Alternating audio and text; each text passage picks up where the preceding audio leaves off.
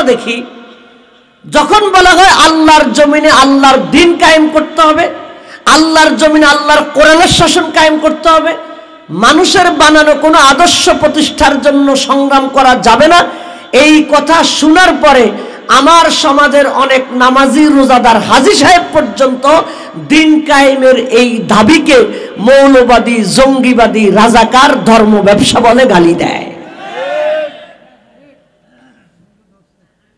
দেয় নাকি দেয় না? কে দিচ্ছে? নামাজি। কে দিচ্ছে? রোজাদার। কে দিচ্ছে? হাজী সাহেব। কোন কাজকে ধর্ম ব্যবসা বলে গালি দিচ্ছে? কোন কাজকে রাজাকার বলে গালি দিচ্ছে? কোন কাজকে জঙ্গিবাদী বলে গালি দিচ্ছে? যখন বলা হচ্ছে আল্লাহর জমিনে আল্লাহর কোরআনের শাসন কায়েম করা লাগবে। আল্লাহ বলছেন ওয়ালাউ কারিয়াল মুশরিকুন, নবী আপনি কাজটা করতে হবে যদিও মুশরিকদের যন্ত্রণা হয়। তার মানে দিন কায়েমের কথা শুনলে তো মুশরিকদের যন্ত্রণা হওয়ার কথা, নামাজির তো যন্ত্রণা হওয়ার কথা না, রোজাদারের তো যন্ত্রণা হওয়ার কথা না। তার মানে যেই নামাজি, যেই রোজাদার হাজী সাহেব দিন কায়েমের কথা শুনলে কষ্ট পায়, সে উপরে উপরে যতই নামাজি হোক না কেন, ভিতরে ভিতরে তার চেতনা হলো মুশরিকি চেতনা। আমাদের সমাজে যেই পরিমাণ ওয়াজ মাহফিল হয় সেই পরিমাণ কি মানুষের পরিবর্তন হচ্ছে? হচ্ছে না। কোনোই পরিবর্তন হচ্ছে না বিষয়টা আমি এমনটা বলছি না, তবে যেই পরিমাণ মাহফিল হচ্ছে সেই পরিমাণ পরিবর্তন হচ্ছে না। এই পরিবর্তন না হওয়ার কারণ কি? অনেকগুলো কারণ আছে। তার মধ্যে বড় একটা কারণ হলো আমাদের দর্শনগত, আমাদের দৃষ্টিভঙ্গিগত মানে দৃষ্টিভঙ্গি আমাদের পরিষ্কার না থাকার কারণে আমরা এই ওয়াজ মাহফিলগুলো থেকে অনেক ক্ষেত্রে আমরা শিক্ষা নিতে পারি না, বা শিক্ষা নেওয়ার মতো সেই চিন্তাও আমাদের অনেকের নাই। আমি দুইটা উদাহরণ দিব। একজন প্রাইভেট কার ড্রাইভার, তিনি তার গাড়ির ড্রাইভিং শিখতে কত সময় লাগে? কত সময় লাগে? কত দিন, কত মাস সময় লাগে? একটা প্রাইভেট কারের চালক মোটামুটি গাড়ি চালানো শিখতে কত সময় লাগে? 3 মাস। তিনি ড্রাইভিং শিখে 3 মাস, কিন্তু তার এই ড্রাইভিং প্র্যাকটিস করেন তিনি সারা জীবন। কথা বুঝতেছেন? একজন এমবিবিএস ডাক্তার তার মেডিকেল সায়েন্সের যে মানে ব্যাচেলর অফ মেডিসিন, তার মিনিমাম ডিগ্রিটা অর্জন করার জন্য সে সময় নেয় 6 থেকে 7 বছর, কিন্তু তার এটাকে ভিত্তি করে সে তার চিকিৎসা জীবনে প্র্যাকটিস করে আরও 30 থেকে 40 বছর। এখান থেকে আমরা একটা জিনিস জানলাম, সেটা হলো শিক্ষার সময়টা যতটুকু, প্রয়োগের সময়টা এর চাইতে বেশি। গাড়ি চালানো শিখে 3 মাস, কিন্তু এটাকে তার প্রয়োগের মধ্যে রাখে 30 বছর 40 বছর। কথা বুঝতেছেন? ডাক্তারে শিখলো 6-7 বছরে, কিন্তু এটা প্র্যাকটিস করতেছে সারা জীবন। আপনি সূরা ফাতিহা মক্তবে শুদ্ধ করে শিখেছেন, কিন্তু এটা তেলাওয়াত করতেছেন আপনি বাকি জীবন। এটা দ্বারা বোঝা গেল শিক্ষা এবং প্রশিক্ষণের সময়টা কম থাকে, এটাকে প্রয়োগের সময়টা বেশি থাকে। আমাদের সমাজে ওয়াজ মাহফিল থেকে জীবন পরিবর্তন না হওয়ার একটা অন্যতম কারণ হলো আমাদের সমাজে অনেক মানুষ ওয়াজ মাহফিলে আসে সওয়াবের আশায়। কিসের আশায়? আপনারা বিষয়টা হয়তো কারো কারো কাছে খটকা লাগতে পারে, খটকা লাগুক, তারপরে আমি বলছি, যারা মাহফিলে সওয়াবের আশায় আসেন তাদের চিন্তাটা ভুল। তাদের চিন্তাটা কি? ভুল। কেন ভুল? সওয়াবের জন্য তো আপনার মাহফিলে আসা লাগে না, আপনি বাড়িতে বসে জিকির করলেও তো আপনার সওয়াব হবে। আপনি যদি ফজরের এশার নামাজ যদি জামাতের সাথে আদায় করেন, আবার ফজর নামাজ যদি জামাতে আদায় করেন, আপনার ঘুমের সময়টাও তো সওয়াব হবে। আপনি যদি বিশুদ্ধ নিয়তে আখিরাতের আশায় আপনি যদি আপনার সন্তানদেরকে তাদের সাথে যদি একটু খেলাধুলা করেন, একটু তাদের সাথে আনন্দ করেন, সেটাও তো আপনার সওয়াব হবে। ওয়াজ মাহফিলে আসলে তো সওয়াব হবেই, কিন্তু আমাদেরকে বুঝতে হবে আমরা এখানে সওয়াবের জন্য আসলে হবে না, আমাদেরকে এখানে আসতে হবে শিখার জন্য, জ্ঞান অর্জন করার জন্য।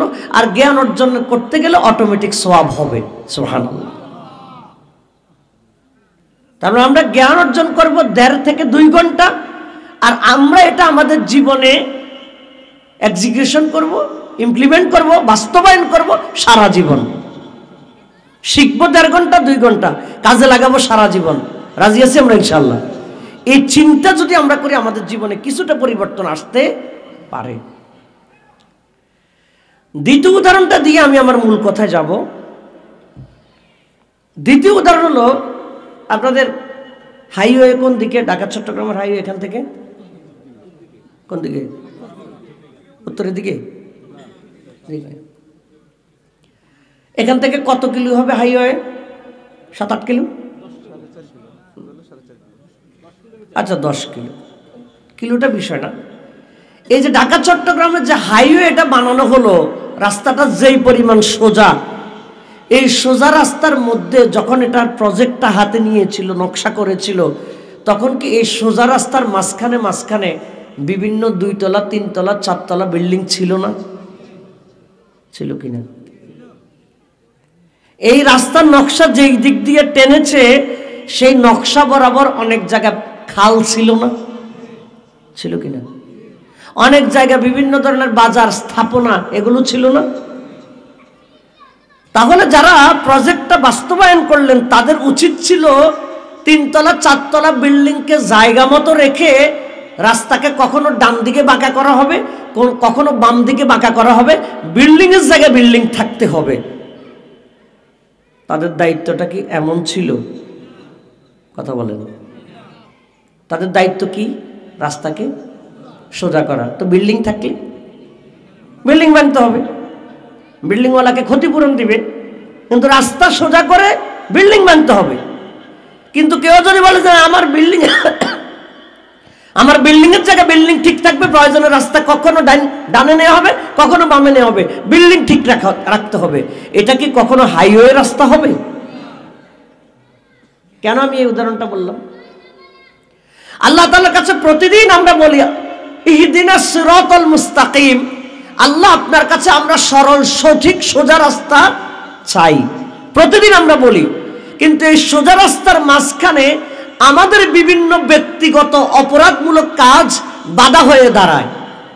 এই বাধা হয়ে দাঁড়ানোর কারণে আমাদের লক্ষ লক্ষ মুসলমানদের মানসিকতা হলো এমন, সে তার অপরাধকে জায়গা মতো রাখতে চায়, প্রয়োজনে আল্লাহর রাস্তা বাঁকা করে দিবে, নিজের চরিত্র সোজা করতে রাজি না। কথা বুঝেন কিনা? খতিব সাহেবের কোনো কথা যদি নেতার বিরুদ্ধে যায়, সে খতিব পাল্টাবে, নিজের চরিত্র পাল্টাতে রাজি না। অথচ উচিত ছিল কোনটা? তার চরিত্র পাল্টানো নাকি খতিব পাল্টানো? চরিত্র পাল্টানোটা তার উচিত ছিল। অর্থাৎ 3 তলা বিল্ডিংকে সে জায়গা মতো রেখে দিবে, সে হাইওয়েকে ডাইনে নিয়ে যাবে, হাইওয়েকে বামে নিয়ে যাবে, হাইওয়েকে সে সোজা রাখতে রাজি না। এই 2টা উদাহরণ দিলাম। এবার আমরা ভিতরের দিকে যাই।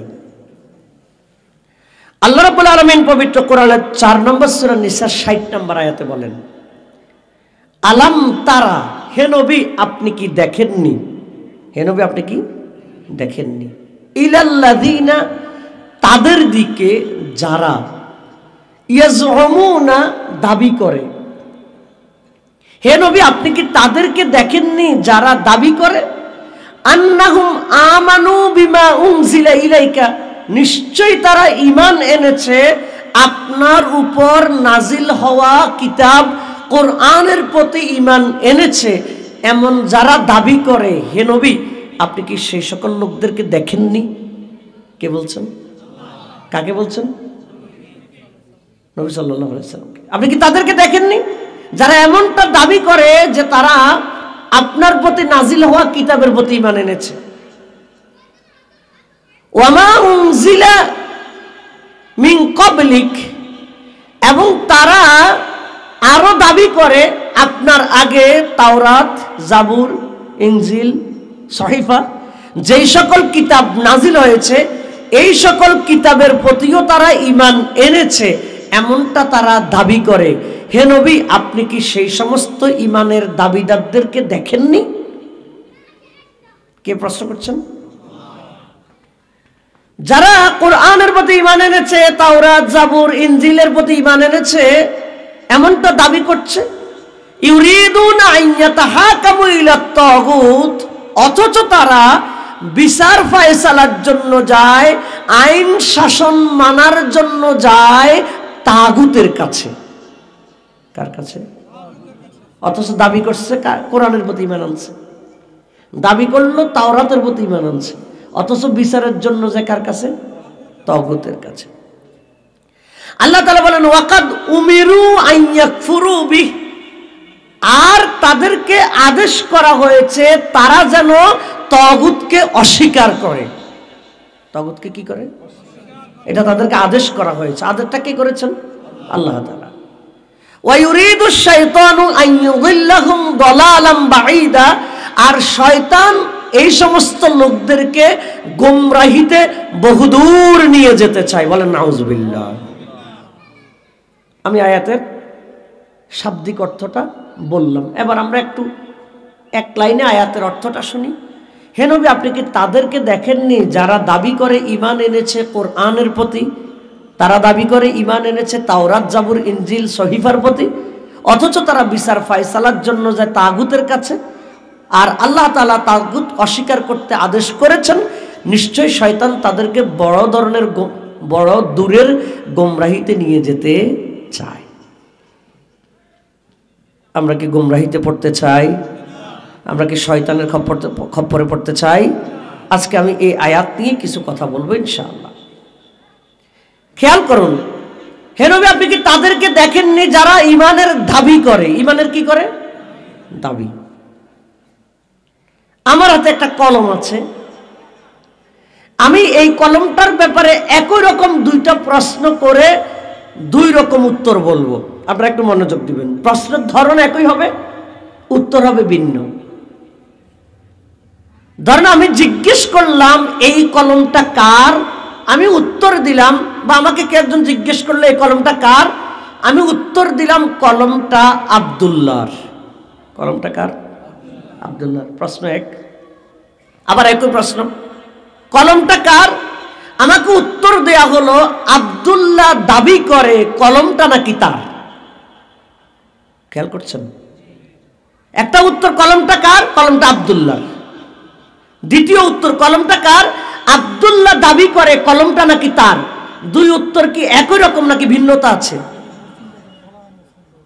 ভিন্নতা আছে কিনা? আমি যখন বললাম কলমটা আব্দুল্লাহর, তার মানে আমি একটা বর্ণনা দিলাম, নিশ্চিত ঘোষণা দিলাম কলমটা আব্দুল্লাহর। কিন্তু আমি যখন বললাম আব্দুল্লাহ দাবি করে কলমটা নাকি তার, তার মানে বোঝা যায় এখানে একটা ঝামেলা, গাফলা আছে। আল্লাহ তাআলা বলেননি হে নবী আপনি তাদেরকে দেখেননি যারা ঈমানদার। আল্লাহ তাআলা বলছেন হে নবী আপনি কি তাদেরকে দেখেননি যারা ঈমানের দাবিদার। আল্লাহ তাআলার এই প্রশ্ন দ্বারাই বোঝা যায় অনেক মানুষ ঈমানের দাবিদার হলেও তারা ঈমানদার না। ঈমানের দাবিদার আর ঈমানদারের পার্থক্য আছে। আল্লাহ তাআলা বলেননি নবী আপনি ঈমানদারদেরকে দেখেছেন, আল্লাহ তাআলা বলছেন নবী আপনি ঈমানের দাবিদারদেরকে দেখেছেন। কথা বুঝেন কিনা? দাবিদার আর ঈমানদারের পার্থক্য আছে কিনা? আছে। আমরা আজকে এটাই আমরা পোস্টমর্টেম করব।